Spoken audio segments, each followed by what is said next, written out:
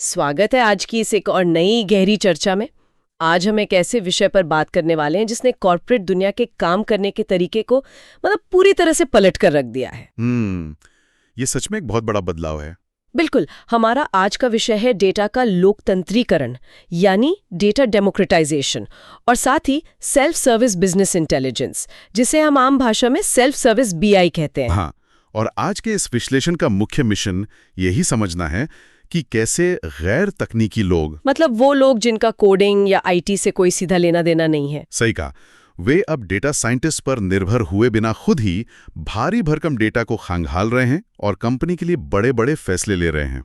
ये कोई छोटा मोटा बदलाव नहीं है। अगर मैं इसे रोजमर्रा की जिंदगी के एक उदाहरण से समझाऊं तो ये बिल्कुल वैसा ही है जैसे मान लीजिए पहले आपको हर बार एक अच्छी डिश खाने के लिए किसी महंगे रेस्टोरेंट के शेफ पर निर्भर रहना पड़ता था। हाँ, आप बस ऑर्डर देते थे और बाहर बैठकर इंतजार करते थे। बिल्कुल, कि कब खाना बनकर आएगा।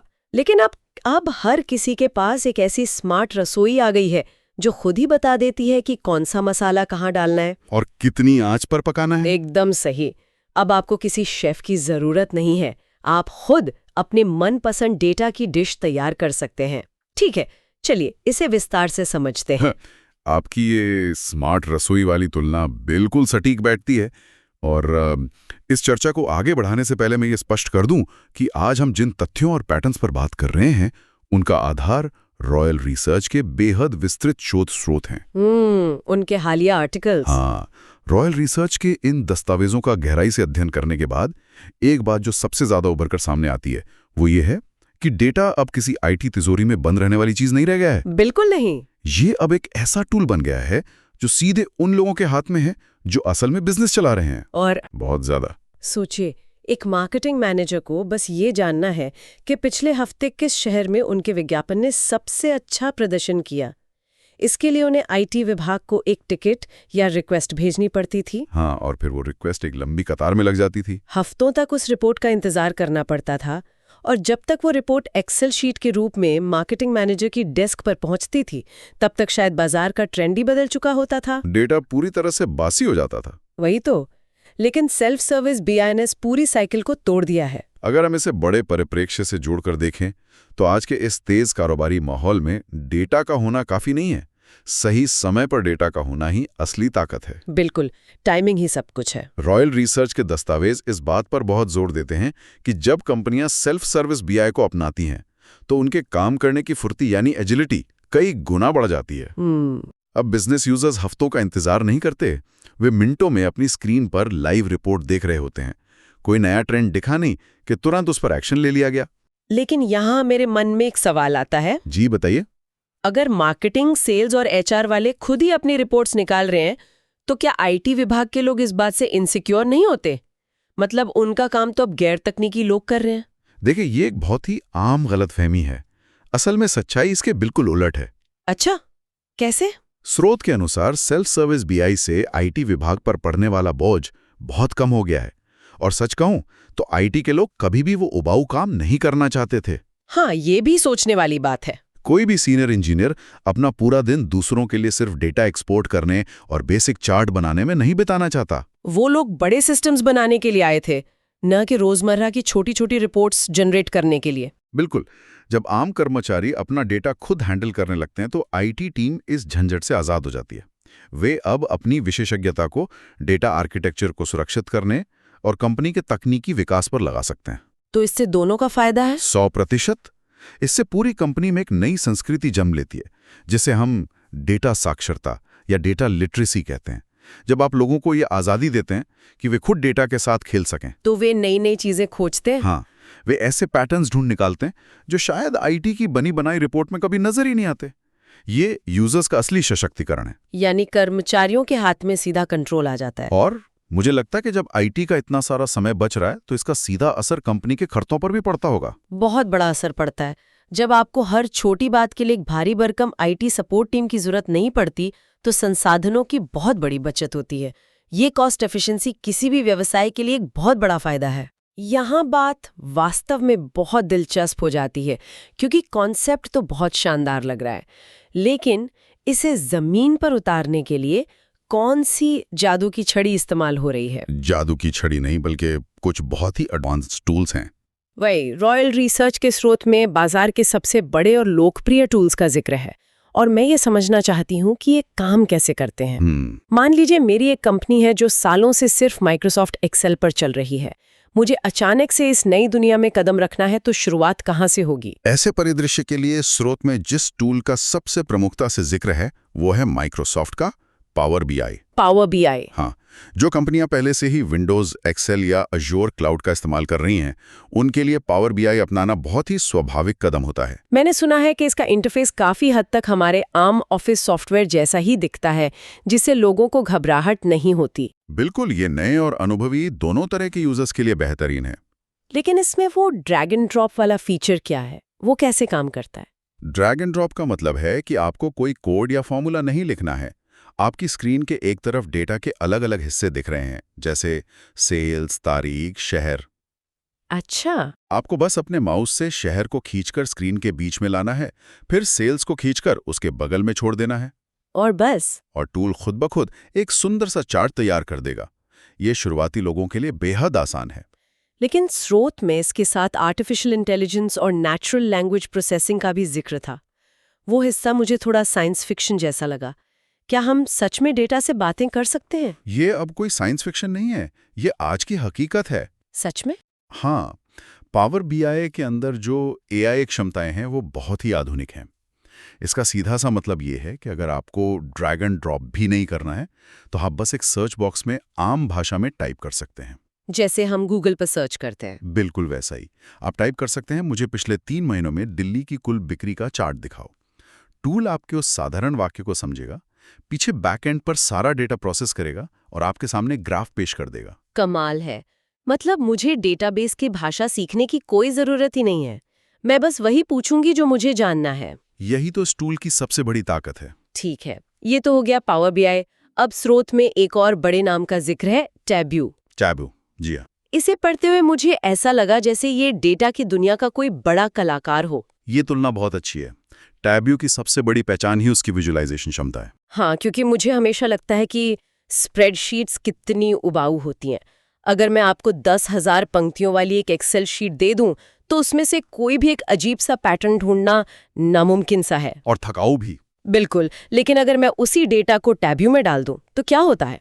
अगर आप उसी टैब्यू में डालते हैं, तो वो 10,000 पंक्तियों वाला नीरस डेटा एक बेहद इंटरैक्टिव और रंगीन डैशबोर्ड में बदल जाता है।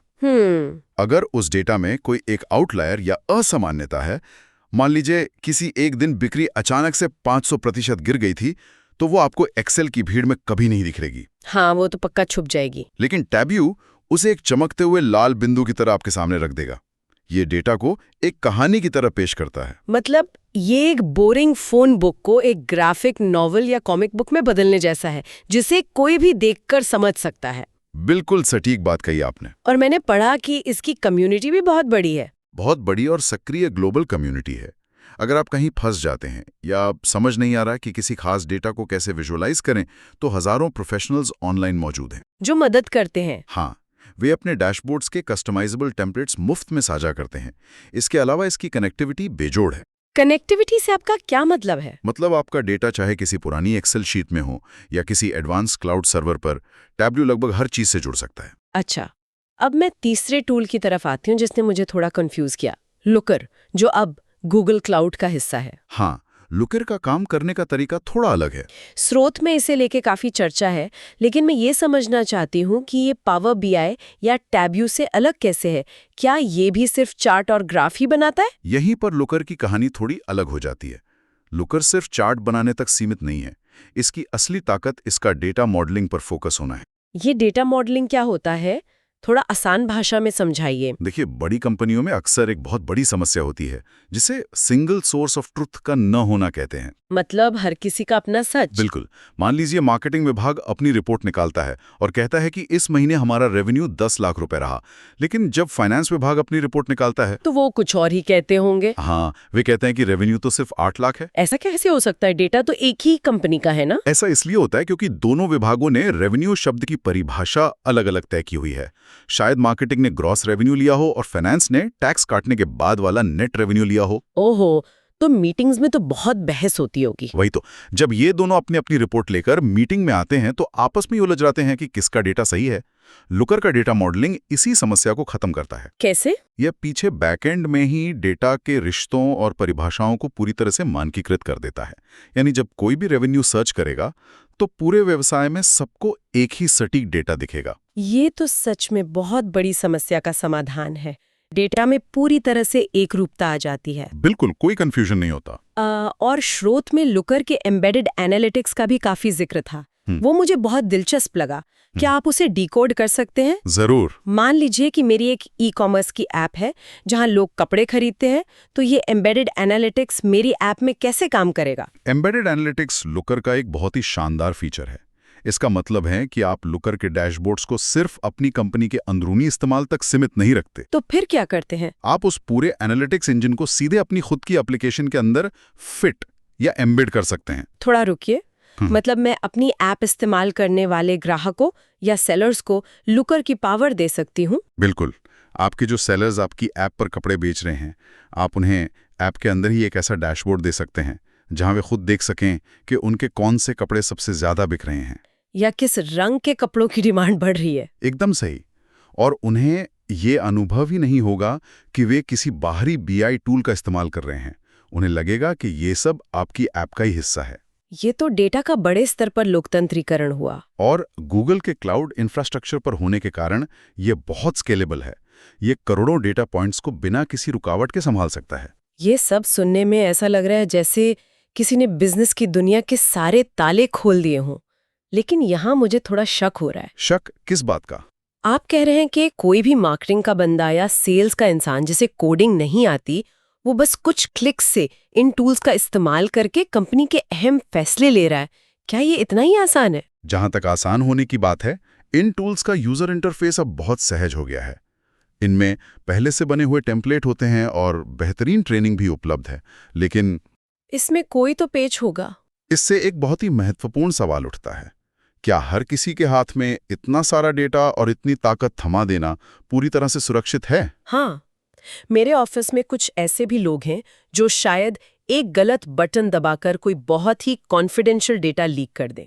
और यहीं पर बात आती है डेटा गवर्नेंस और सुरक्षा की। देखने में ये टूल्स भले ही बहुत आसान लगें, लेकिन बैकएंड पर इनके नियम बहुत कड़े होते हैं। मतलब कोई भी कुछ भी नहीं देख सकता? बिल्कुल नहीं। कोई भी कर्मचारी केवल वही डेटा देख सकता है जिसकी उसे अनुमति है।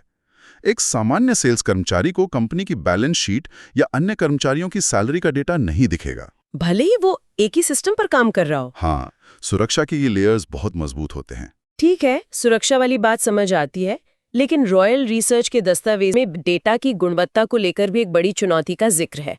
वो क्या है? तकनीक की दुनिया में एक बहुत ही मशहूर कहावत है, गार्बेज इन गार्बेज आउट। कचरा अंदर तो कचरा बाहर।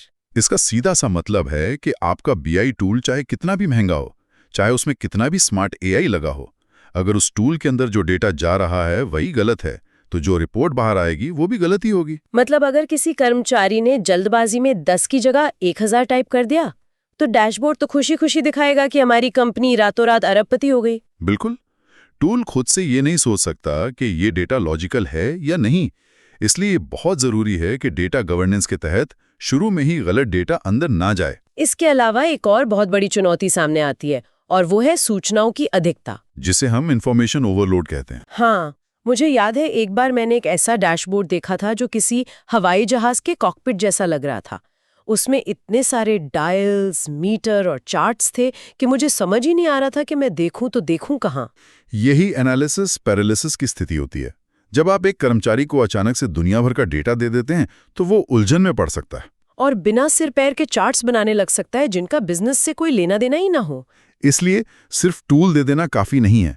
कर्मचारियों को ये ट्रेनिंग देना बहुत जरूरी है कि उन्हें वास्तव में क्या खोजना है और सही दिशा में कैसे सोचना है। और एक आखिरी चुनौती जो स्रोत में दिखी वो थी सिस्टम इंटीग्रेशन की। ये क्या है? देखिए, कई पुरानी कंपनियों के पास ऐसे सिस्टम और सर्वर होते हैं जो 15-20 साल पुराने हैं। अब इन नए आधुनिक बीआई टूल्स को उस पुराने तकनीकी ढांचे के साथ जोड़ना तकनीकी रूप से मुश्किल हो सकता है। तो इस सब का असल में क्या मतलब है? अगर मैं आज की इस पूरी चर्चा को समेटने की कोशिश करूं, तो बात सिर्फ इतनी सी नहीं है कि हमने कुछ नए सॉफ्टवेयर खरीद लिए हैं। बिल्कुल नहीं। बात ये है कि सेल्फ सर्विस बीआई ने कंपनियों की पूरी कार्य संस्कृति को ही डेटा ड्रिवन बना दिया है। अब फैसले इस आधार पर नहीं लिए जाते कि मीटिंग रूम में सबसे ऊंची आवाज किसकी है, बल्कि फैसले इस आधार पर लिए जा रहे हैं कि डेटा क्या कह रहा है। पावर बीआई, टैब्यू और लुकर जैसे टूल्स न केवल काम को आसान बना रहे हैं, बल्कि सोचने का नजरिया बदल रहे हैं। और ये भी स्पष्ट है कि भविष्य में डेटा एनालिटिक्स सिर्फ कुछ गिने चुने आईटी विशेषज्ञों की जागीर नहीं रहेगा। ये हर कर्मचारी के काम का एक सामान्य हिस्सा बन जाएगा। एकदम सही। तकनीक अब बाधा नहीं है, बल्कि एक सक्षम बनाने वाला टूल है। जाते जाते आज की इस गहरी चर्चा से निकला एक ऐसा विचार मैं छोड़कर जाना चाहती हूँ जिस पर सच में सोचने की जरूरत है। बताइए। आज हमने देखा कि कैसे ये बीआई टूल्स और एआई इतने स्मार्ट होते जा रहे हैं कि वे खुद ही रिपोर्ट बना लें और निष्कर्ष निकाल लें। तो सोचने वाली बात यह है कि भविष्य में क्या डेटा का विश्लेषण करना इंसानों के लिए कोई स्किल रह भी जाएगा? बहुत ही गहरा सवाल है। या फिर भविष्य का सबसे बड़ा कौशल केवल उस स्मार्ट एआई से सही सवाल पूछना होगा, क्योंकि जवाब तो मशीन सेकंड्स में दे देगी, लेकिन क्या पूछना है ये तय करने के लिए शायद हमेशा इंसान के ही दिमाग की जरूरत पड़ेगी। इस पर तो बहुत लंबी बहस हो सकती है।